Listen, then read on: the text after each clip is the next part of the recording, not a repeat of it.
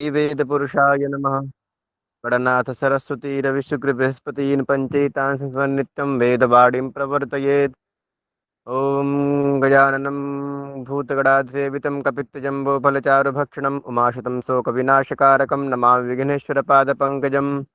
मेधाशदेवीताखिलशास्त्रसारा दुर्गाश दुर्गभवसागरनौरसंगा श्रीकैटभारहृदयकिदाधिभाषा गौरी त्वमेव मौलिकृतप्रतिष्ठा।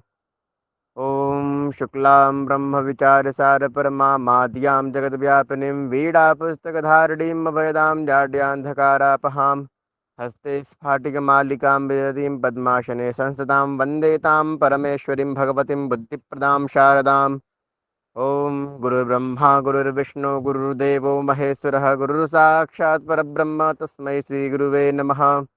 अखण्डमण्डलाकारं व्याप्तं येन चराचरं तत्पदं दर्शितं येन तस्मै श्रीगुरुवे नमः। श्रीगुरुचरणकमलेभ्यो नमः। वीणावादिन्यै नमः। सर्वेभ्यो नमो नमः।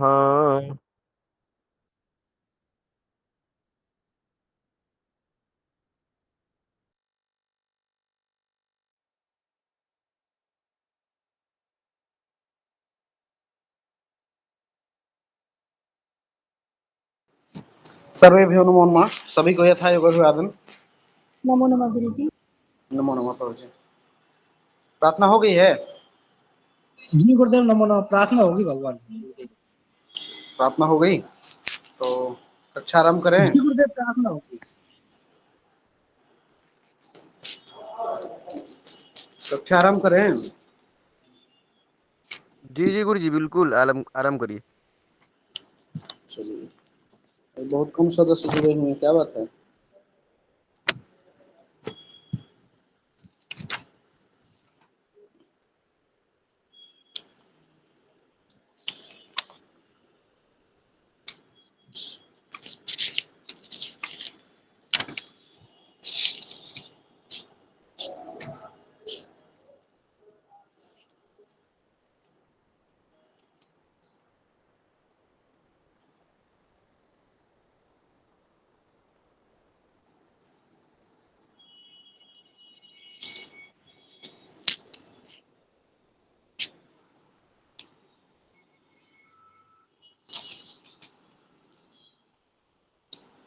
तो कल कुछ पॉइंट आप लोगों को नोट कराए थे पिछली कक्षा में, जिसका लाभ उठा के आप सभी बोरिंग के लिए अनुकूल समय और दिशा इत्यादि के माध्यम से जल प्राप्त कर सकते हैं। और जल शोधन का जो है हम लोगों ने कल जाना। अब कभी कभी ऐसा होता है कि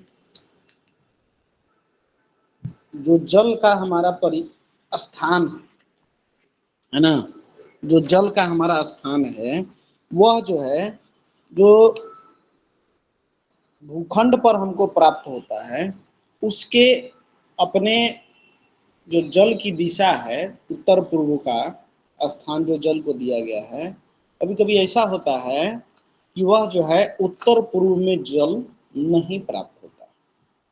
इसके अलावा जो है वह गलत स्थानों पर आपको प्राप्त हो जाता है, जहां पर नहीं रहना चाहिए।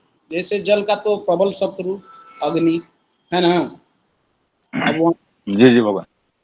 ठीक है, अब वहां पर यदि इसको प्राप्त होता है तो निश्चित रूप से यह हमारे लिए तो गलत है, लेकिन करें तो क्या करें, हैं परिणाम क्या क्या चीज होते हैं। तो प्रत्येक दिशा के अनुसार जल का जो है स्थान जो है हम लोगों को कुछ न कुछ फल देता है। शुभ और अशुभ फल जो है हमको प्राप्त होता है। यदि जल गलत स्थान में हो जाए तो इसका भी हम लोगों को ध्यान में रखना है। इसके लिए भी हम लोगों को जानकारी रखनी है कि यह जो है सो शुभ स्थान पर हो। यदि अशुभ स्थान पर हमको जल प्राप्त हो गया है तो उससे संबंधित दोष के निवारण के लिए हम लोग कुछ यंत्र इत्यादि का भी प्रयोग करते हैं। कुछ जो है हम लोग यंत्र इत्यादि का भी प्रयोग करते हैं, जिसके माध्यम से हम लोग प्राप्त कर सकते हैं शुभ परिणाम अपने अनुकूल। ठीक है, तो सबसे पहले तो आप एक साइड में लिख लीजिए सभी दिशाओं को, ईशान, पूर्व, नैऋत्य, पश्चिम, आग्नेय, दक्षिण, वायव्य और उत्तर, ये दिशाएं हैं। ठीक है, ईशान, पूर्व, नैऋत्य, पश्चिम, आग्नेय, दक्षिण, वायव्य और उत्तर। ठीक है, गुरुदेव जी जी बाबा। गुरुदेव इसको नोट्स करना है। हाँ नोट करिए भगवान, जो भी हम बता रहे हैं उसको नोट करिए आप सभी। ईशान, पूर्व, नैऋत्य, पश्चिम, आग्नेय, दक्षिण, वायव्य और उत्तर, ये दिशाएं हैं। और यदि आपको इन दिशाओं में जल प्राप्त हो तो क्या फल होगा। ठीक है, लिखिए, ईशान कोण में यदि आपको जल प्राप्त हो जाए बोरिंग से, या आपका पहले से कुआं हो, चापाकल हो, ठीक ना, पहले से हो तब, और हम यदि उसी स्थान पर जल प्राप्त करते हैं, वहां पर यदि जल लगा स्थान लगाते हैं जल का, तो क्या परिणाम देता है इसका देखिए। ईशान में समृद्धि और शांति प्रदायक, ईशान में सर्वथा शुभ होता है, समृद्धि आपको और शांति जो है प्राप्त होती है। ईशान कोण में समृद्धि और शांति। यदि पूर्व दिशा में प्राप्त हो, पूर्व दिशा में प्राप्त हो, यह जो है आपको वैभव की प्राप्ति कराएगा, वैभव की प्राप्ति कराएगा। पूर्व दिशा में वैभव की प्राप्ति। नैऋत्य, नैऋत्य कोण में भवन स्वामी की मृत्यु, गृह स्वामी की मृत्यु। नैऋत्य कोण में भवन स्वामी की मृत्यु, गृह स्वामी की मृत्यु। पश्चिम दिशा में, पश्चिम दिशा में लक्ष्मी की प्राप्ति, पश्चिम दिशा में लक्ष्मी की प्राप्ति। आग्नेय कोण में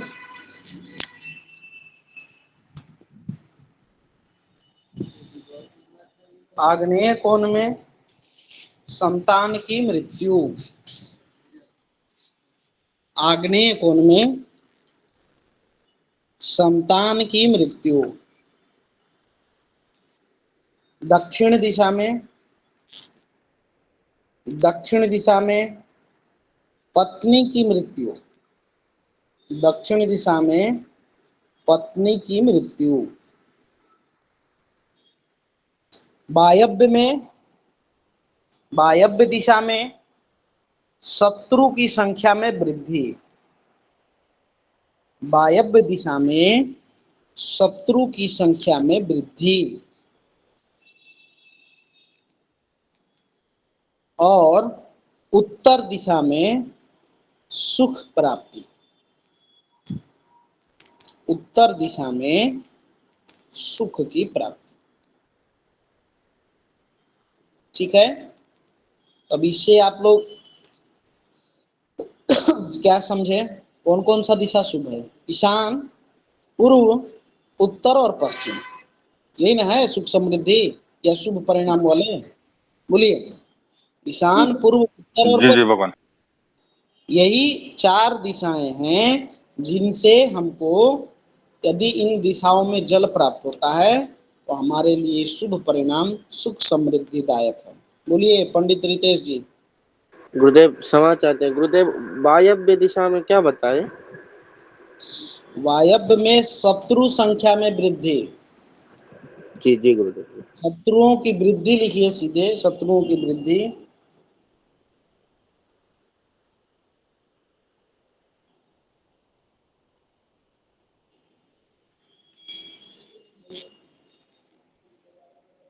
ठीक है, जी गुरुदेव। तो जल से हम लोगों को सभी हमारे मिनरल्स भी प्राप्त होते हैं, है कि नहीं। तो हमारे लिए जो शुभ मिनरल्स होंगे, है ना, जो हमारे लिए मिनरल मतलब क्या, लवण, जल में जो है सो लवण मिक्स ना होता है भगवान।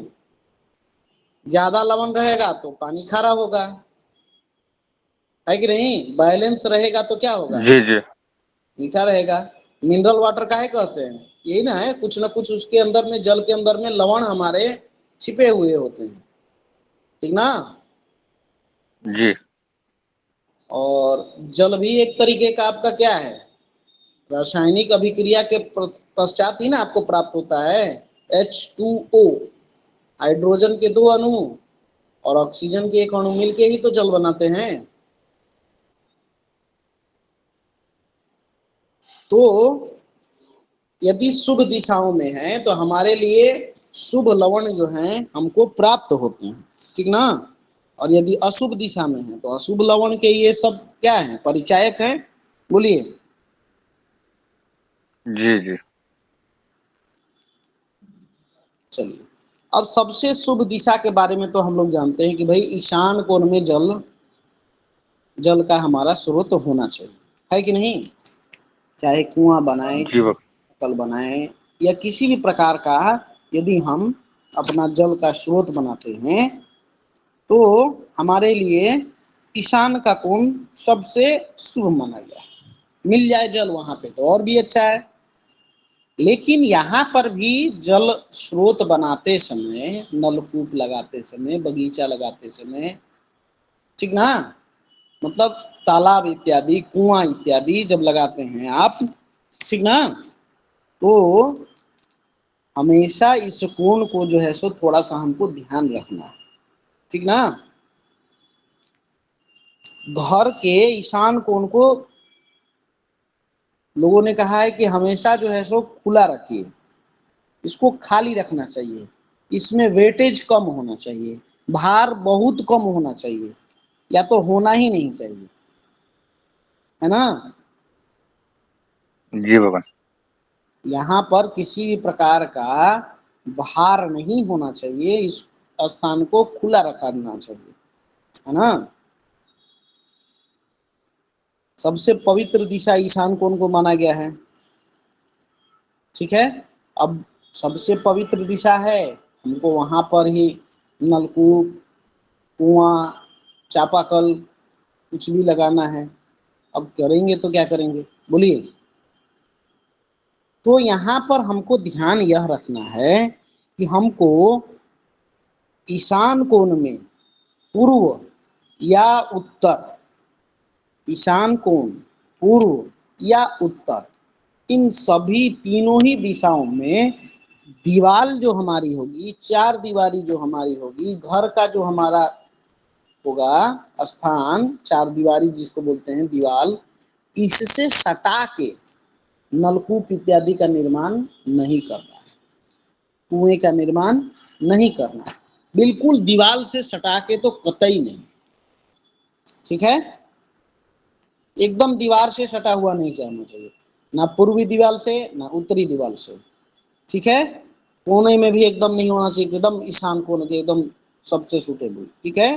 दीवार से संपर्क नहीं होना चाहिए, चारों तरफ से हमको स्थान जो है वहां पर छोड़ देना, ठीक ना? ईशान कोण, पूर्व और उत्तर, तीनों ही दिशा से, ठीक है? जी जी बाबा। पूर्व दिशा में या उत्तर दिशा में जहां पर भी खाली स्थान आपको अधिक मिल जाए वहां आप लगा दीजिए, ठीक ना?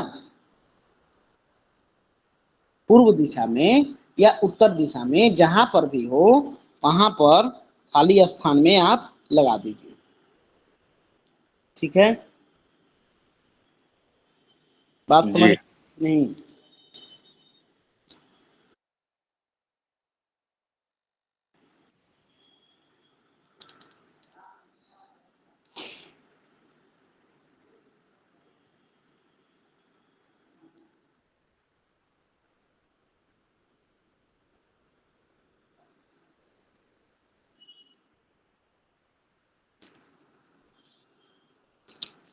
तो दीवार से तो एकदम सटा के हमको नहीं बनाना चाहिए, पहला, ठीक है?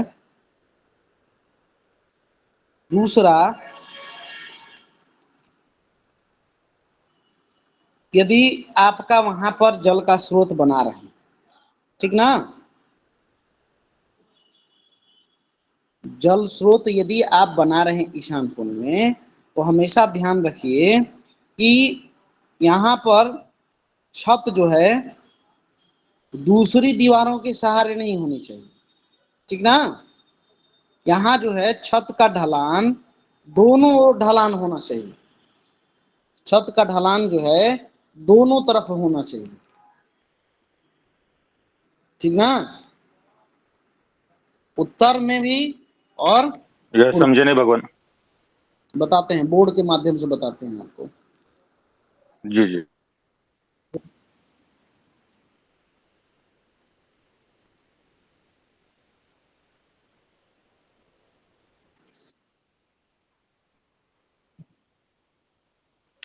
आवाज गई गुरुजी। हाँ हाँ, आवाज आ रहा है।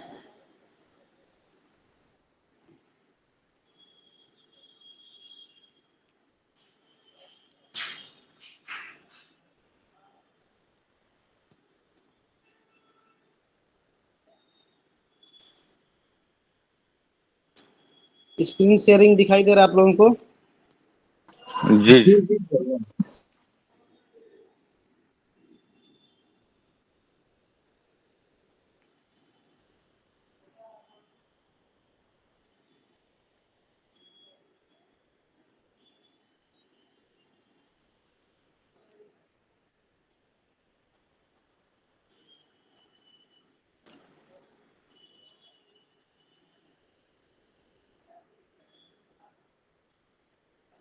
ये हम बना रहे हैं, दिख रहा है बोर्ड? जी जी। इधर है हमारा ईस्ट और इस साइड में है नॉर्थ, ठीक है। बाकी दिशा आप लोग समझिएगा। हमारा जी जल जी। का स्थान जो है कहाँ पर होना चाहिए? नॉर्थ ईस्ट में। ये यहाँ पर हमारा जल का स्थान होना चाहिए, लेकिन यहाँ जो ये दीवाल है, हमारी ये दीवाल और हमारी ये दीवाल, ठीक है, इन दोनों दीवालों से सटा हुआ नहीं होना चाहिए, दोनों के बीच में हमारा गैप होना चाहिए, ठीक है। बात समझ में आ रही है? जी गुरु जी। यानी वो जो बोरवेल होगा वो दीवार को लग के नहीं होना चाहिए। दीवार से लग के नहीं होना चाहिए, हट के। दीवार से हटके होना चाहिए, ठीक है।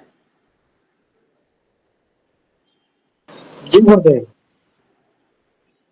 दूसरा जो है हम बता रहे हैं कि ढलान। अब यहाँ पर जो छत बनेगी उसका ढलान इधर और इधर दोनों साइड में होना चाहिए, ठीक है। ये ढलान समझ रहे हैं ना? जी जी, पानी गिरने का।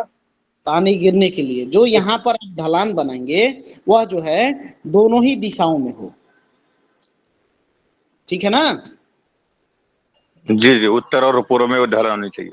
हाँ, उत्तर में भी ढलान हो और पूर्व में भी हमारा ढलान हो, दोनों ही साइड में, ठीक है।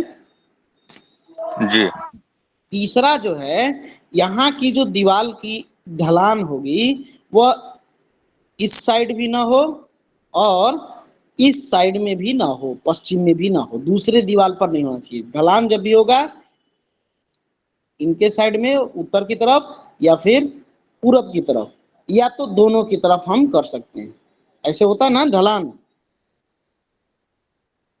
जी गुरुदेव। बात समझ में आ गई ना? जी नहीं भगवान। नहीं आई? जी नहीं। नहीं आई तो अभी करते हैं आपको फिर, देखिए। गुरुदेव इतना ही प्लॉट है, उसमें 4-5 रूम बने हुए हैं और उसके अंदर बोरवेल है, तो फिर ढलान तो उधर ही आएगी, पूर्व या उत्तर में निकालेंगे, फिर इन दीवारों का संबंध क्या है? देखिए, इसका जो है पूरब और उत्तर की तरफ ढलान रखने का तात्पर्य है कि हमको इस साइड का भार जो है सबसे कम रखना है, तो ये भाग जो है हल्का ना हो जाएगा भगवान। तो जो जी जी। चुंबकीय धाराएं हैं वह जो है सो हमारी सकारात्मक रूप से न प्रवेश करेंगी प्लॉट में, बोलिए। अच्छा, फ्लोरिंग का भी ऐसा ही करे, ढलान हाँ, इधर ही बनाए। फ्लोरिंग का भी जब हम करें, ध्यान रखें, जब ऊपर छत हमारी हो, ठीक है, या वहां का फ्लोर हो, तो उसका ढलान जो है पूर्व या उत्तर या ईशान की तरफ ही हो, ठीक ना। जी जी गुरुदेव। यही ध्यान रखना है हम लोगों को, ठीक है ना। जी समझ में आ गई? जी जी भगवान। ठीक है, चलिए अब बात करते हैं अपना मुख्य जो है हमारा, गलत स्थानों पर लग जाए तो क्या क्या उपाय करना चाहिए, है कि नहीं।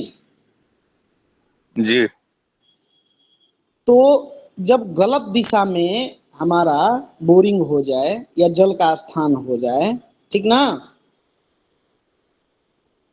तो सबसे पहला यह क्या करता है कि गृह स्वामी को, जो हमारे घर का गृह स्वामी है, जो हमारे घर के सदस्य हैं, इनको यह लगातार कष्ट देते रहता है, ठीक है, लगातार जो है कष्ट देते रहता है। तो जल से संबंधित चीजों के निवारण के लिए हमको जल तत्व को ही महत्व देनी चाहिए, और वह जो है पूरी तरीके से, अगर दूसरे स्थान पर है, बोरिंग है, ठीक ना, मान के चलिए कि जी जल मिल गया पश्चिम दिशा में या उत्तर दिशा में, ठीक ना, तब तो हमारे लिए ठीक है।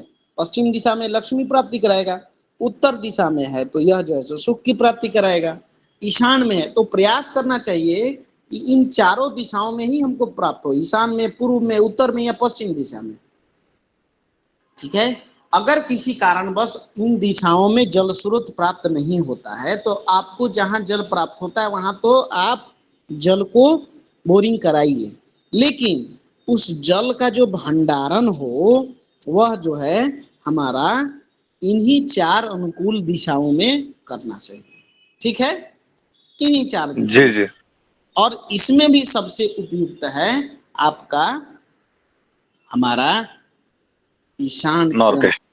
North east. इसमें भी अगर प्रयास होता है तब, अब नॉर्थ ईस्ट में भी करना है तो वहां जल स्रोत जो बनेगा दीवार से सटाकर नहीं बनेगा। एक चीज और हमेशा हमको ध्यान में रखना है, एक चीज उसको भी हमेशा हम लोगों को ध्यान में रखना है, ध्यान में यह रखना है, अभी स्क्रीन के माध्यम से आपको समझा रहे हैं कि जब हम वास्तु पुरुष को पढ़ाएंगे, अगला प्रकरण हमारा वास्तु पुरुष का ही है, तो उसको थोड़ा सा देख आप लोग समझने का प्रयास करिए।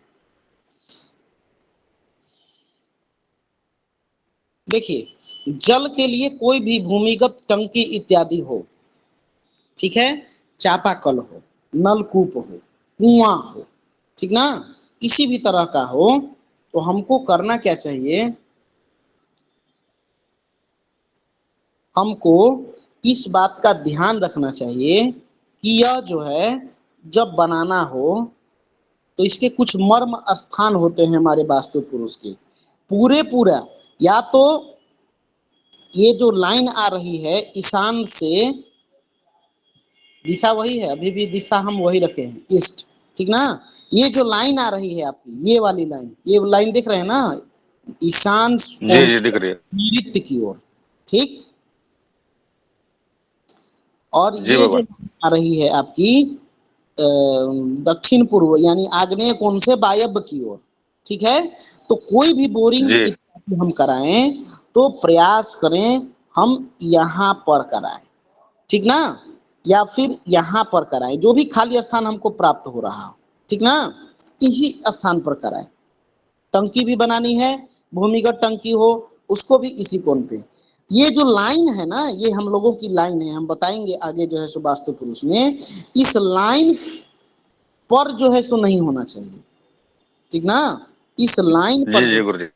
हमारा नहीं होना चाहिए, ये जो पूरी लाइन है ना, इस पूरी लाइन पर जो है नहीं होना चाहिए। मान के चलिए कि ये जो लाइन आ रही है, अब हम ईशान पूर्व दिशा भी छोड़ दिए, यहाँ पर भी छोड़ दीजिए, ये नहीं कि इस लाइन जो जा रही है इस लाइन पर आप कर दीजिए, ठीक ना, इस लाइन पर भी नहीं करना है आपको, ठीक ना, ये जो ईशान से पूर्व की, ठीक है, ईशान से जो नैऋत्य की ओर जा रही है और अग्नि कोण से वायव्य की ओर जो लाइन जा रही है, ये हमारे प्लॉट है, ये हमारा प्लॉट है, ठीक ना, ये हमारा प्लॉट है।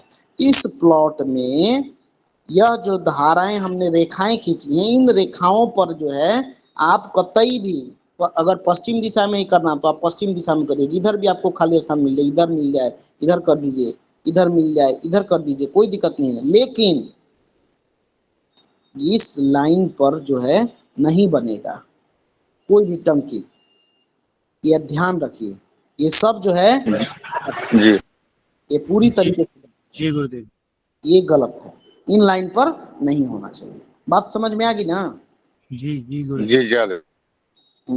तो इसका भी ध्यान रखिए कि एक रेखा जो है सो अपने मनोमस्तिष्क में बिछा लीजिए। अब इसके जो है 4-4 अंगुल इधर पैरेलल रेखा जाएगी, इधर भी जाएगी, ठीक, यही 4-4 अंगुल इधर भी जाएगी, इधर भी जाएगी, ठीक है। ये जो रेखा बन रही है हमारी, इनके बीच में भी यह लाइन, इस यहाँ पर आप कर सकते हैं, यहाँ पर यदि है आप कर सकते हैं। बोर्ड में छोटा दिख रहा है, एक्चुअल प्लॉट जो है सो आपको धरातल पर सही दिखेगा, ठीक ना, यहाँ पर जो है जी सो भगवान सही है, ठीक ना। जी। चलिए आगे बढ़ते हैं हम लोग। अब मैक्सिमम हमारी बातें समझ में आ गई होंगी आप लोगों को। जी गुरुदेव। अब हम आगे बढ़ सकते हैं, ठीक है। चलिए, अब गलत दिशा में यदि बन ही जाए, ठीक ना, अनुचित दिशा में बन ही जाए तो क्या करना है कि उस स्थान पर यदि टंकी है, ठीक ना, बोरिंग है, यदि पाइपलाइन के माध्यम से आप वहां तक खींच के ले आ सकते हैं तो ले आइए, कोई समस्या है नहीं। लेकिन अगर आपने टंकी बना दी है तो उस टंकी को पूरी तरीके से आप खाली करा दीजिए, ठीक ना। गलत दिशा में यदि टंकी बन गई है आपकी तो उसको पूरी तरीके से खाली करा के उसको पूरी तरीके से भर देना है आपको। जमीन में यदि बनाया है तो भर दीजिए, अगर फ्लोर पे बनाया है उसको तोड़ दीजिए पूरी तरीके से, ठीक ना। जी जी। हमेशा ध्यान रखना है, उसको खोखला भी नहीं छोड़ना है। कई लोग होते हैं ना कि चापाकल हुआ और वो जो है सो फेल हो गया, अब वहां तो गड्ढा हो गया, अब गड्ढा होने के पश्चात उसको ऐसे ही छोड़ देते हैं, उसको भरने का प्रयास नहीं करते हैं, ठीक ना। हमको उसको भर देना चाहिए, ठीक है, नहीं तो वो अभी एक वेद के अंतर आता है और हम लोगों को दुष्परिणाम देता है। आपका चापाकल वहां पे नहीं सफल हो पाया, वहां पे हटा दीजिए, दूसरे जगह जो है वहां पर कराइए, पाइप जो भी है अपना लगाइए।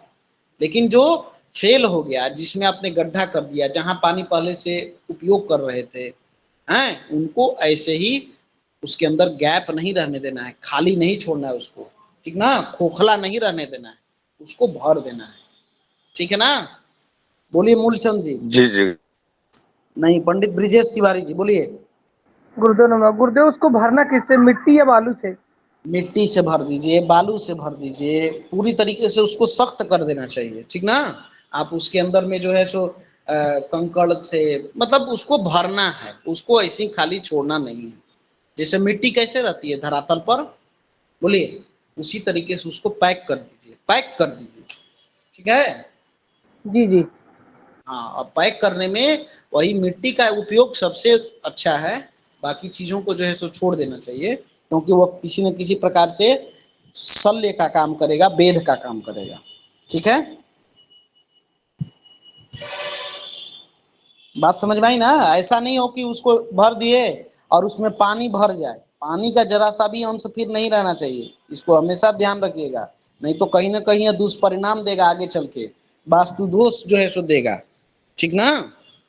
अब पता भी नहीं लगेगा आपको, मान के चले कि कोई खोखला बोरिंग रह गया, उसके ऊपर से आपने पूरा उसको ढलैया कर दिया है, अब नीचे तो खाली स्थान रह गया, ठीक है, आपके मकान में अंदर वास्तु दोष देगा, पता भी नहीं चलेगा, कोई भी पता नहीं लगा पाएगा सिवाय आपके, क्योंकि आपने बोरिंग कराया है, आपको मालूम है कि हमने उसको भरा नहीं।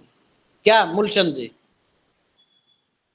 हाँ, मेरी मकान में ऐसे है गुरुदेव, जो फेल हो गया तो उसमें मैंने पैक कर दिया, वो मिस्त्री बोला इसमें रहने दीजिए, पैक करवा दीजिए करके। नहीं नहीं, पैक कर देना चाहिए। मिस्त्री तो कुछ भी बोलेगा भगवान, मिस्त्री देखिए, एक बात जान लीजिए, यहाँ पे अगर वीडियो मान के चले कि बाय द चांस कोई मिस्त्री इत्यादि सुने तो देखिए, कोई भी कार्य करता है, हम सबके लिए जो है सुन लेते हैं, अपनी सुविधा अनुसार कार्य करता है कि हमको जो कार्य करने में सुलभ हो, हमारा काम जितना जल्दी हो जाए, हमारा माथा छूटे, ये अवधारणाएं हैं। इसके वजह से कोई कुछ भी कह देता है, समझ गए कि नहीं? बिल्कुल सही है बाबू। शाश्वत सत्य, इसको जो है सो कोई नकार नहीं सकता है, चाहे हम हो चाहे आप हो, ठीक ना? तो जो मिस्त्री होता है, जो कार्य करने रहता है, उसको वास्तविकता का पता नहीं होता, उसको नहीं मालूम है कि वास्तु दोष क्या होता है, उसको नहीं मालूम है कि सिमेट्री क्या होती है, एक ड्राइंग में सिमेट्रिकल चीजें क्या होती हैं, घर में क्या चीज होती है, उसको आसान लगता है बनाने के लिए, उसके अनुसार जो है सो वो चलाता है कि ठीक है। ज्यादा बहुत आसान चीज है, ज्यादा जब उसको समझ में नहीं आएगा कुछ ना, तो वो माथा खुजलाना शुरू कर देगा और आधा दिन आपका पार कर देगा वैसे ही, आपको समझाते समझाते, जब तक आप उसके अनुसार ना चलिएगा, ठीक है?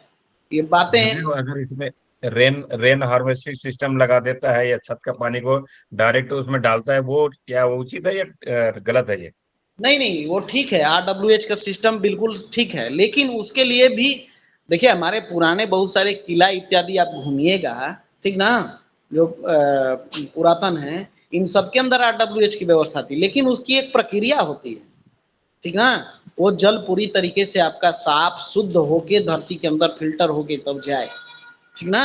अगर बड़े बहुत ज्यादा कमर्शियल आपके क्षेत्र हैं तो वहां पे संप इत्यादि जो है सो लगते हैं, ठीक ना?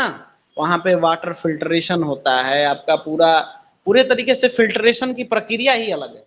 लेकिन अपने घरों में यूज करने के लिए वो भी हम पारंपरिक जो है हमारा फिल्ट्रेशन की प्रक्रिया है, पानी को साफ करने का, उसको भी अपना के आप अब सोचिए कि भूमिगत वाटर टैंक आपने डाला है, पानी वहां से आपको खींचना है, ठीक है? अब उसके अंदर यदि गंदगी रहेगी तो वो जल आप यूज कर पाइएगा?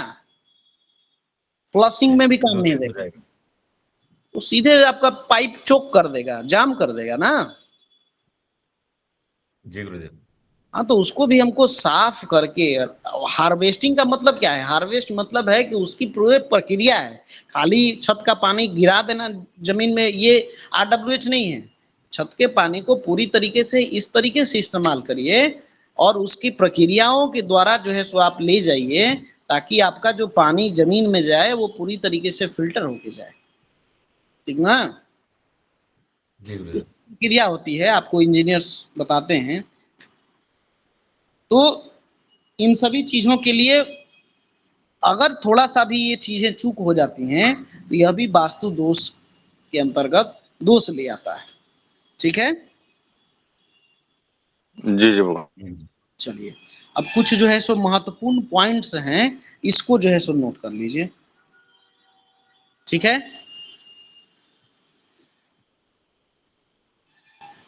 पहला, यदि हम कुआं अपने भूखंड में, यदि हमको कुआं स्थापना करना है, कुआं लगाना है, कुआं खोदना है, ठीक ना? तो कुआं हमेशा गोलाकार होना चाहिए, ठीक ना? चौकोर कुआं नहीं होना चाहिए कभी भी, चौकोर कुआं कभी भी नहीं होना चाहिए। यह जो है वैज्ञानिक महत्व भी इसका जो है सो नहीं है, और दूसरा जो है हमारा शुभ परिणाम भी देने वाला नहीं होता है चौकोर कुआं, ठीक ना? चौकोर कुआं कभी भी शुभ परिणाम देने वाला नहीं होता। इसका वैज्ञानिक महत्व भी आप सभी जान रहे हैं कि गोल कुआं क्यों होना चाहिए। पानी का उसके अंदर में टेम्परेचर से लेके एनर्जी से सब कुछ जो है सो चीजें जो है आपकी स्टोर होती है कि नहीं?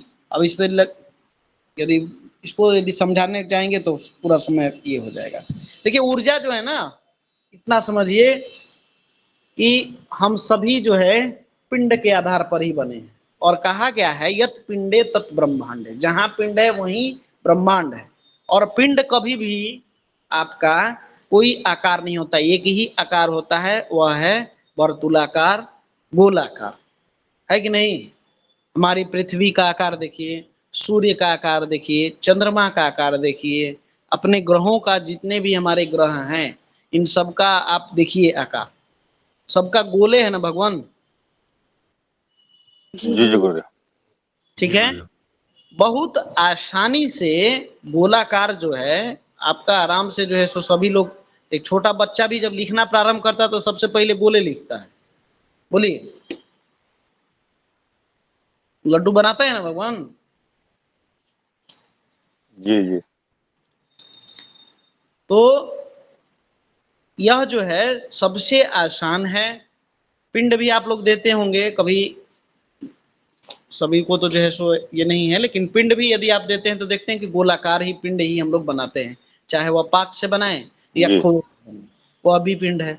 मिठाइयाँ जितनी हमारी है, चाहे वह जलेबी हो चाहे रसगुल्ला हो, है कि नहीं, इसके अंदर में ऊर्जा होती है, ऊर्जा समाहित होती है, ठीक ना। और एनर्जी कंजर्वेशन का यह सबसे आसान और सुलभ तरीका है, इतना जान लीजिए। ठीक है, गोल कुआं रखिएगा, उसके अंदर में आपका बाष्पीकरण की प्रक्रिया है, कैपिलरी एक्शंस हैं, और भी बहुत सारी चीजें हैं इसके अंदर में। तो कुआं हमेशा गोलाकार होना चाहिए, शुभ फल देने वाला होता है। चौकोर कुआं कभी भी शुभ परिणाम देने वाला नहीं होता है। ठीक है, दूसरा महत्वपूर्ण पॉइंट है, कुआं या कोई भी अन्य जल स्रोत, जैसे भूमिगत टंकी बनाते हैं, है ना, ठीक है, तो यह कभी भी अपने मुख्य द्वार, अपने घर का जो हमारा मुख्य द्वार है, इससे सटा कर नहीं बनाना चाहिए, और ना ही इसके बिल्कुल सामने होना चाहिए। अपने मुख्य प्रवेश द्वार से सटाकर या ठीक सामने जो है हमारा कुआं अथवा कोई भी जल का स्रोत नहीं होना चाहिए। बात समझ में आई? ठीक है, जी जी। ईशान कोण में जल कभी भी आप यदि जल स्रोत बनाते हैं तो कभी भी दीवार से सटा के आपको खुदाई है या टंकी का निर्माण है, ये कभी नहीं करना चाहिए। ठीक है, चौथा पॉइंट है, यदि आपको बोरिंग कराना है, ठीक ना, तो वर्षा ऋतु आने से पहले ही बोरिंग करवा लीजिए। ठीक है, बोरिंग यदि आपको कराना है तो वर्षा ऋतु के आगमन से पहले करा लीजिए। बरसात में कभी भी बोरिंग नहीं कराना चाहिए, ठीक ना, वहां जो है जल के स्रोत का सटीक अनुमान नहीं लगता है। ठीक है, वर्षा ऋतु में जो है एक तरीके से मान के चलिए कि जल का जो सीपेज वाला जल होता है वही आपको पता चलेगा कि 50 फीट पे मिल गया। ठीक है, लेकिन बरसाते भर रहता है, फिर साल भर सूखा रहता है। तो कई लोग जो बोरिंग कराते हैं बरसात इत्यादि में, अधिकतर उन लोगों को जल का अनुमान पूरी तरीके से नहीं लग पाता है ना। तो बोरिंग जो है जी जी। उनको कराना चाहिए तो वर्षा ऋतु से पहले आप करा लीजिए, या तो बरसात समाप्त हो जाए, ठीक ना, 2-3 महीना हो जाए, फिर आप जो है बोरिंग कराइए। कार्तिक में, अगहन में, ये सब जो भी मास हम शुभ बताए हैं उन मासों में आप करवाइए। ठीक है, जी गुरुदेव जी। कृष्ण पक्ष में कभी भी बोरिंग नहीं कराना चाहिए। कृष्ण पक्ष में कभी भी हमको बोरिंग नहीं कराना है। ठीक है, कृष्ण पक्ष में कभी भी बोरिंग हमको नहीं कराना, ठीक है ना। अब बोरिंग जब कृष्ण पक्ष में क्यों नहीं कराना है भाई, सभी लोग जानते हैं कृष्ण पक्ष में चंद्रमा का बल जो है क्षीण होता है। चंद्रमा का बल जो है क्षीण होता है, ठीक है, और चंद्रमा जी जी पूरी तरीके से एकदम क्या, जल का एकदम कारक है कि नहीं, सीधा संबंध है चंद्रमा और जल का। बोलिए, जी भगवान, ठीक है। तो चंद्र बल का देखना जो है बहुत ही आवश्यक है। ठीक है,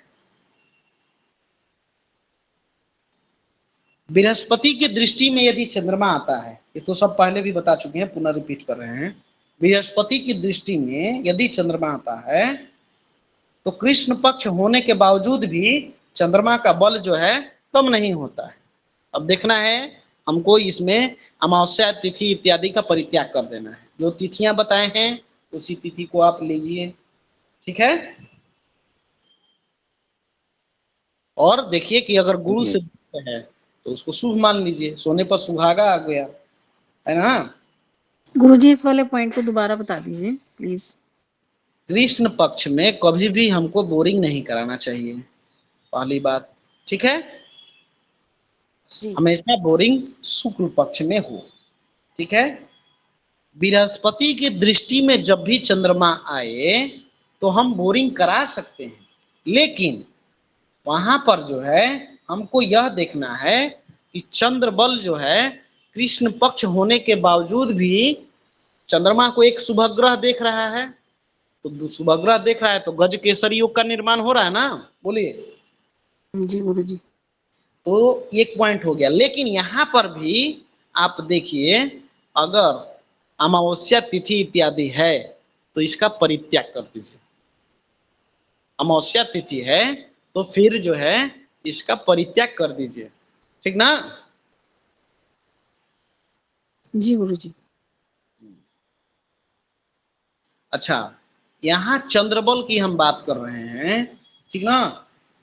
शास्त्रों में उल्लेखित है कि बोरिंग कराते समय, ठीक ना, बोरिंग कराने के लिए जब भी आप देखते हैं तो चंद्रमा आपके सामने अथवा बाएं होना चाहिए।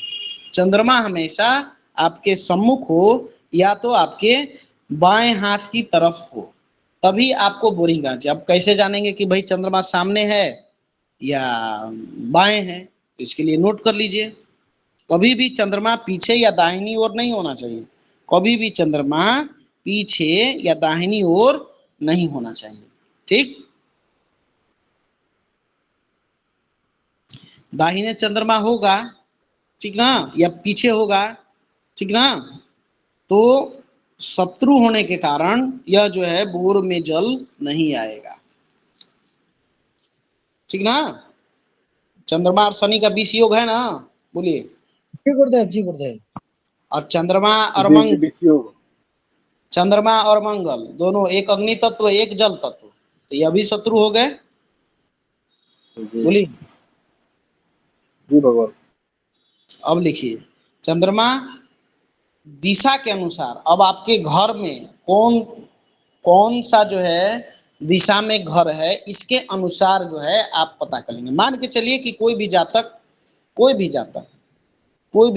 का घर जो है पूर्व दिशा में है, ठीक है, पूर्व दिशा में है, तो चंद्रमा जो है आपका मेष, सिंह और धनु राशि में चंद्रमा पूर्व दिशा में रहता है, तो सम्मुख हुआ ना, बोलिए। पूर्व दिशा में हमारा मुख्य द्वार है, और मेष, सिंह और धनु राशि में चंद्रमा पूर्व दिशा में रहते हैं, तो सम्मुख हो गए ना चंद्रमा। जी जी भगवान। ठीक है, अब पूर्व दिशा का ही है तो आप कर्क, वृश्चिक और मीन राशि, ठीक ना, तो चंद्रमा रहता है उत्तर दिशा में, यानी कि बाएं। कर्क, वृश्चिक, मीन राशि में चंद्रमा उत्तर दिशा में रहता है, यानी कि पूर्व दिशा में द्वार है तो बाएं साइड हुआ ना चंद्रमा। जी जी। बात समझ में आ रहा है? देखिए स्क्रीन शेयर के माध्यम से बताते हैं।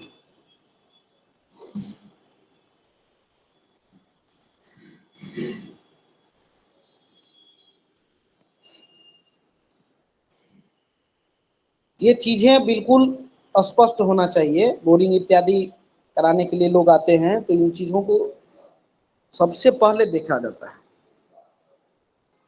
अब इतना सारा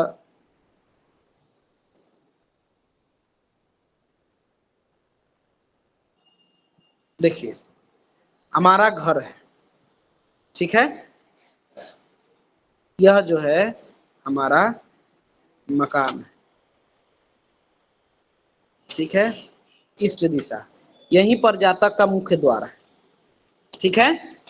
अब इस जातक को बोरिंग कराना है, ठीक ना, तो चंद्रमा पूर्व दिशा की ओर है, तो या तो चंद्रमा यहां हो या तो इस दिशा में, है ना। इस दिशा का चंद्रमा, चंद्र और मंगल का शत्रु, चंद्र और शनि का विषय, ठीक है। तो इसी प्रकार से सभी इसके लिए चंद्रमा जब मान के चले कि दक्षिण मुखी द्वार है, तो चंद्रमा जो है सो दक्षिण दिशा में होना चाहिए या तो पूर्व दिशा में होना चाहिए। अगर पश्चिम दिशा में इसका द्वार है जातक का, ठीक है, तो चंद्रमा या तो पश्चिम दिशा में हो या तो दक्षिण दिशा में हो। अब अगर किसी का उत्तर दिशा में द्वार है, तो या तो चंद्रमा जो है आपका उत्तर दिशा में हो या तो पश्चिम दिशा में हो, तभी जाके इसके लिए चंद्रमा शुभ फल देगा और उस समय बोरिंग करा सकते हैं।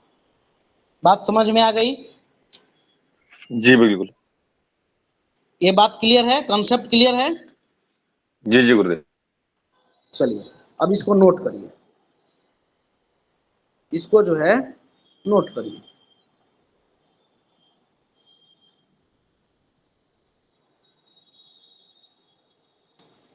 मेष, सिंह और धनु राशि में चंद्रमा पूर्व दिशा में रहता है, यानी कि चंद्रमा राशि जो है, चंद्र की राशि होती है ना, बोलिए। अरे सवाल जी चंद्रमा की राशि चेंज हो जाती है, तो वही मेष, सिंह और धनु राशि में चंद्रमा पूर्व दिशा में, मेष, सिंह और धनु राशि में चंद्रमा पूर्व दिशा में। मिथुन, तुला, कुंभ, मिथुन, तुला, कुंभ चंद्रमा पश्चिम दिशा में, मिथुन, तुला, कुंभ चंद्रमा पश्चिम दिशा में।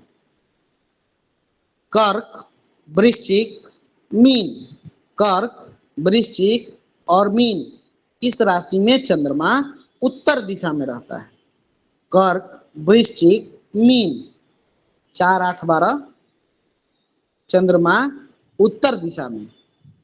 वृषभ, कर्क, वृश्चिक और मीन 4, 8, 12 1, 5, 9 याद करने का सूत्र है जो आप लोग देख लीजिएगा। वृषभ, कन्या और मकर राशि में चंद्रमा दक्षिण दिशा में रहता है। वृषभ, कन्या और मकर राशि में चंद्रमा दक्षिण दिशा में रहता है। अब सब में जो है सो एक ले लीजिए, राशि उठा लीजिए, 1, 4, 5, 5, 4, 9, ठीक ना। तो एक यानी कि मेष, सिंह और धनु राशि में चंद्रमा पूर्व दिशा में, ठीक है। मिथुन राशि में चंद्रमा पश्चिम दिशा में रहता है, 4 इसमें जोड़ दीजिए, 3, 4, 7 यानी कि तुला, तुला 7 और 4, 11 यानी कि कुंभ राशि, तो चंद्रमा पश्चिम दिशा में। खाली एक याद कर लीजिएगा तो बाकी याद हो जाएगा। कर्क राशि में, ठीक है, तो कर्क राशि चौथा राशि, 4 जोड़ दीजिए, 8वां राशि और 12, फिर 8 में 4 जोड़िए तो 12 यानी कि चंद्रमा उत्तर दिशा में। जी बद्री प्रसाद जी। गुरुजी ये तो अपन अंगली पे भी जोड़ सकते हैं नहीं? हाँ बिल्कुल, 4 उंगली होती है, एक पूरब, एक पश्चिम, एक उत्तर, एक दक्षिण, इस प्रकार से भी तो जोड़ सकते हैं। हाँ, पूर्व, हाँ। दक्षिण, पश्चिम, उत्तर, बस बस जैसे आपको सुविधा हो। 1, 4, 5, 3, 4, 7, 4, 4, 8 वृषभ, कन्या, मकर यानी कि 2, 4, 6 इस तरीके से जोड़ते जाइए, दिशाएं प्राप्त हो जाएंगी, पूर्व, पश्चिम, उत्तर और दक्षिण, ठीक है। क्लियर है भगवान? जी गुरुदेव। जी गुरुदेव। हाँ, अब मान के चले कि बोरिंग का जो हमको मुहूर्त जो है सो तो भाई मिला है इस समय, अब हमारा द्वार इत्यादि के गलत दिशा में है, अब बोरिंग कराना ही है, बहुत अनिवार्य है। कभी कभी होता है ना, अभी बोरिंग नहीं कराएंगे तो 5 महीने 6 महीने तक कोई मुहूर्त नहीं, होता है ना कभी कभी, बोलिए भगवान। अब उस समय क्या करिएगा?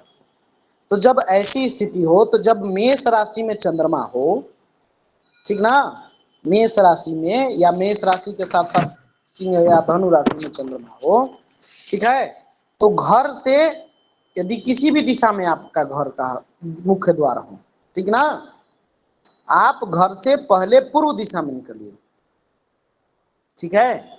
फिर किसी भी दिशा में जाके अपने भूमि पर जहां पर आपको बोरिंग कराना है वहां पर पहुंचिए, ठीक है।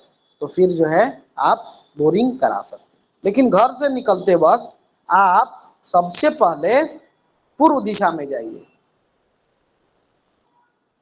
इसको थोड़ा दोबारा बताएं भगवान पूरा। अगर मान के चलिए कि आपका उत्तर दिशा में द्वार है, मेष राशि में चंद्रमा है, ठीक है। उत्तर दिशा में द्वार है, मेष राशि में चंद्रमा है, ठीक है। तो आपके लिए तो चंद्रमा दक्षिण हो गए ना, बोलिए बताइए हरि। चंद्रमा तो दक्षिण दिशा में हो गए, अब हमको बोरिंग कराना है, ठीक है। तो सबसे पहले घर से निकल के आप पूर्व दिशा में जाइए, ठीक है। और पूर्व दिशा में जाके पुनः जो है अपना जो भी स्थान पर आपको बोरिंग कराना है वहां पर पहुंचिए, फिर आप बोरिंग करा सकते हैं। अब इसमें कई लोग कहते हैं, कई लोगों का निर्णय है कि आप जाइए घर से निकल के पूर्व दिशा में जाइए, पूर्व दिशा में जाके क्लॉकवाइज घूम जाइए, ठीक है, या एक परिक्रमा कर लीजिए, ठीक है, फिर अपने घर पर पहुंचिए। लेकिन कॉन्सेप्ट यही है कि हमको सबसे पहले पूर्व दिशा में जाना है ताकि चंद्रमा का बल हमको प्राप्त हो और फिर हम अपने बोरिंग स्थान पर आए और वहां पर बोरिंग कराएं। बात समझ में आई ना? तो गेट उत्तर में, तो पहले तो उत्तर में तो मुंह रहेगा एक बार, तो हाँ, बाद तो में पूरे में घूम जाएं। जाना, आपको जाना है सीधे पूर्व दिशा में बल प्राप्त करने के लिए, ठीक है। जी ठीक है भगवान, ये भगवान ठीक है, भगवान ठीक है। ये तो हो गया कि पूर्व दिशा में, ठीक है। तो एक तो हो जाएगा हमारा सम्मुख। अब बाएं भी तो जा सकते हैं, बोलिए बाएं भी तो बल प्राप्त होगा ना, बोलिए। ये बाएं तो उत्तर में, तो बाएं कैसे जाएंगे? उत्तर दिशा में दरवाजा होगा तो। बात बताया कि अगर किसी अन्य दिशा में हमको जाना है, ठीक ना, तो मेष राशि में चंद्रमा तो पूर्व दिशा में है, तो हम पूर्व दिशा में जा सकते हैं। पूर्व दिशा में जाने से चंद्रमा का बल प्राप्त होगा क्योंकि चंद्रमा उसी दिशा में है। हम बाएं भी जा सकते हैं, यानी कि चंद्रमा बाएं भी रहने से फल हमको प्राप्त होगा ना, बोलिए। जी ठीक है।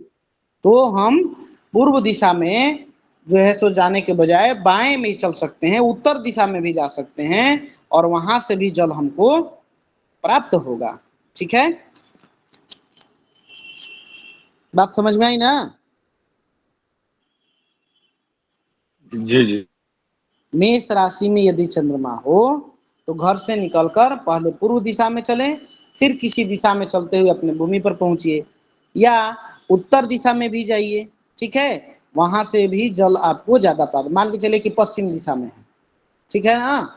अब पश्चिम दिशा में आपका घर है और आपको जाना है, पूर्व में आपको गेटे नहीं, या पूर्व में जा सकते हैं, बोलिए तब कैसे जाइएगा? उत्तर की तरफ यदि है आपका स्थान, घर, जगह है, तो जाइए वहां से उत्तर दिशा में जल प्राप्त होगा। यानी कि चंद्रमा को किसी भी तरीके से हमको या तो अपने बाएं या सम्मुख लेके चलना है, किसी भी तरह से, ठीक है। जी मेष राशि में यदि चंद्रमा हो, ठीक है, तो पश्चिम दिशा की ओर जाएं, ठीक है। चंद्रमा पीठ पर होने के कारण दक्षिण दिशा में जाने से वाम, यानी कि आपको दाहिने हाथ पर होगा। इसके कारण जल चिंता बनेगी कि नहीं बनेगी, बोलिए। आपका चंद्रमा जो है मेष राशि में है, आप पश्चिम दिशा की ओर चले जाइए या दक्षिण दिशा की ओर चले जाइए, तो क्या होगा? चंद्रमा का बल छीने न हो जाएगा। एक तो आप उसके विष योग बनाने की ओर जा रहे हैं और दूसरे में आप उसका अग्नि और जल का बिल्कुल शत्रुता व्यवहार है कि नहीं, चंद्रमा और मंगल का, बोलिए। अब उस दिशा में जाइएगा तो आपको जल का चिंता सताएगा कि नहीं, फिर कहिएगा कि अरे जले नहीं मिला। गुरुजी तो बोले थे कि जल प्राप्त होगा, लेकिन जल प्राप्त नहीं हुआ। कारण क्या हुआ कि गुरुजी दिन देख के बताए थे कि दिन ठीक है, गुरुजी के ध्यान में नहीं रहा, आपने भी संपर्क नहीं किया कि चंद्रमा का भाई बल है कि नहीं, मेरा जल प्राप्त होगा कि नहीं। होता है ना कई बार ऐसा। बोलिए रितेश जी। जी गुरुदेव जी, होता है। कई बार ऐसे प्रश्न आ जाते हैं, है ना। जी गुरुदेव। चलिए, तो ये हमारे जल से संबंधित जो है चीजें थी। आगे हम बात करेंगे जल संग्रह की व्यवस्था, septic tank, overhead water tank, भूमिगत वाटर टैंक, ठीक ना, गोबर गैस प्लांट इत्यादि, जल व्यवस्था के लिए कुएं, इन सब का जो है हम लोग उचित अनुचित दिशाएं और इससे संबंधित बनने वाले दोष और इन सभी का परिहार, ठीक है। जी गुरुदेव। अब कक्षा इतना ही। अब आप सभी का कोई प्रश्न शेष रह गया हो तो आप सभी पूछिए। श्वेता जी समझ में आया? श्वेता मिश्रा जी, नमो नमः। श्वेता मिश्रा जी समझ में आया?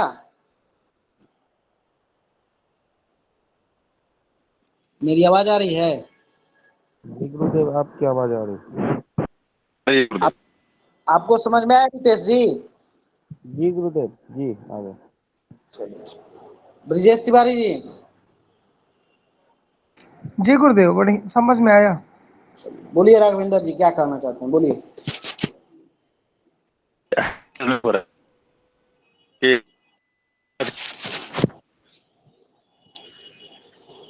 आपका आवाज बहुत ब्रेक होके आता है भगवान। जी गुरुदेव, अब आ रही है आवाज? हाँ अभी आ रही है। हेलो। हाँ जी, तो हमारे यहाँ एक प्रचलन चल रहा है, जो इंजीनियर लोग प्लान देते हैं तो घर जब बनाते हैं तो नॉर्थ ईस्ट में हॉल बनाते हैं। समझ लीजिए ई फेसिंग प्लॉट है, तो उसमें जो हॉल बनाएंगे वो नॉर्थ ईस्ट में बनाएंगे, लेकिन उसके नॉर्थ ईस्ट के जो प्रवेश भी नॉर्थ ईस्ट में देंगे, लेकिन जो प्रवेश का जितना भी हम लैंडिंग जो रहता है पोर्शन, तो उसके नीचे वाटर टैंक बना रहे हैं, अंडर वाटर टैंक, और उसी के ऊपर से लोग घर में प्रवेश करते हैं। तो ये कहाँ तक उचित है? अनुचित। देखिए, जब पढ़ाएंगे तो आप लोग देखिएगा, सीढ़ी के नीचे लैट्रिन भी आजकल बनती है ना। सीढ़ी वाला जो घर है, नीचे का जो पोर्शन है, एक तो लैंडिंग होंगे, लैंडिंग के नीचे का पूरा पोर्शन खाली रह जाता है ना। तो उस जगह को भी यूटिलाइज करने के लिए लोग क्या करते हैं, वहां पर टॉयलेट इत्यादि का व्यवस्था कर देते हैं कि भाई गेस्ट इत्यादि आएंगे, कोई बाहरी आदमी होगा तो उस टॉयलेट में चला जाएगा, है कि नहीं? ये भी होता है कि नहीं राघवेंद्र जी? गुरुदेव, ऐसा बहुत जगह देखे। होता है ना राघवेंद्र जी? जी बहुत बहुत जगह ऐसा होता है, सीढ़ियों के नीचे शौचालय बनाना। शौचालय बन जाता है। पानी का व्यवस्था कभी भी हमको सीढ़ी के नीचे नहीं रखना है, ठीक ना। पानी का कभी भी कोई संबंध जो है हमको सीढ़ी के नीचे कभी भी नहीं रखना है, कभी भी नहीं, ठीक है। सीढ़ी जो है बुद्ध का प्रतीक है, ठीक ना। सीढ़ी जो है बुद्ध का, और उसके नीचे यदि आप जल से संबंधित चीज रखेंगे तो चंद्रमा और बुद्ध का परस्पर शत्रुता है ना। तो आपको कभी उन्नति जो है सो प्राप्त नहीं होगी। सीढ़ियां उन्नति का भी प्रतीक है। कई लोग सीढ़ियां ही गलत बना देते हैं, ठीक है। सीढ़ी पर भी हम लोग चर्चा करेंगे, घर के प्रत्येक चीजों पर हम लोग चर्चा करेंगे। जितने भी डाइनिंग हॉल हो, कहाँ हो, ड्राइंग रूम हो, कहाँ हो, घर में एक्वेरियम रखना हो, कौन सी दिशा उचित है, ठीक है।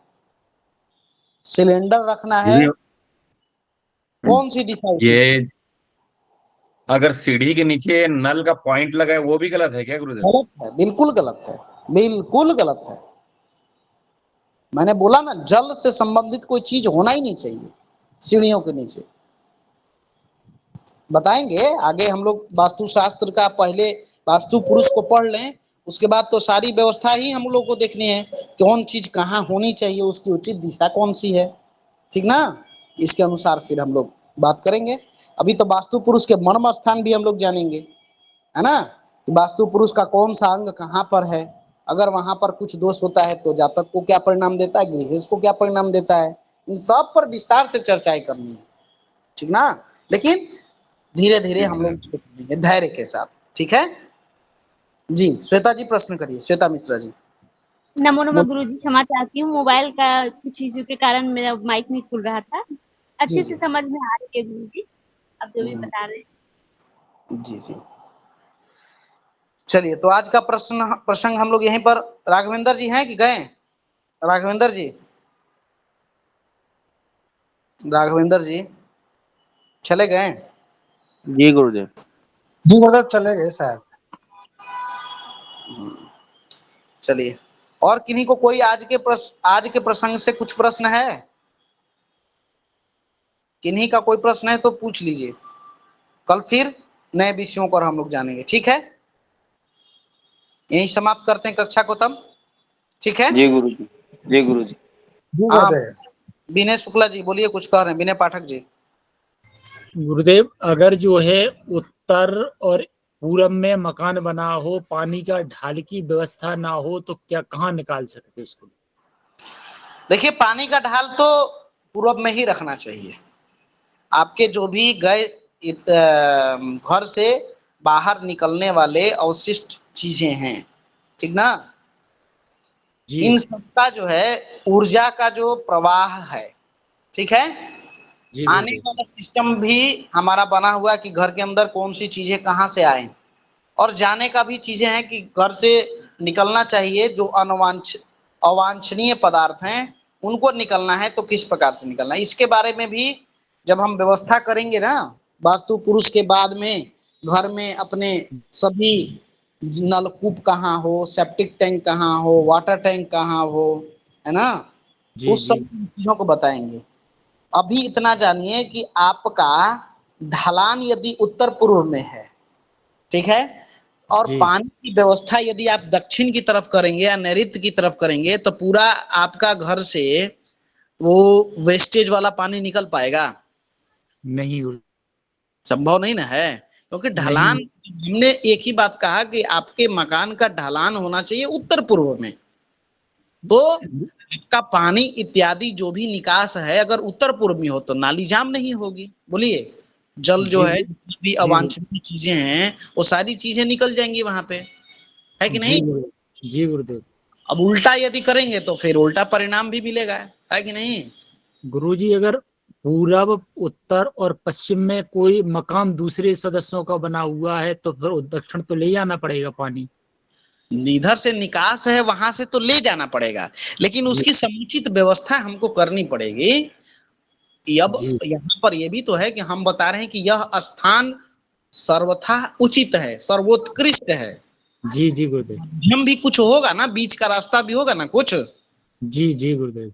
तो उसको उस समय पढ़ेंगे हम लोग, क्या? जी जी।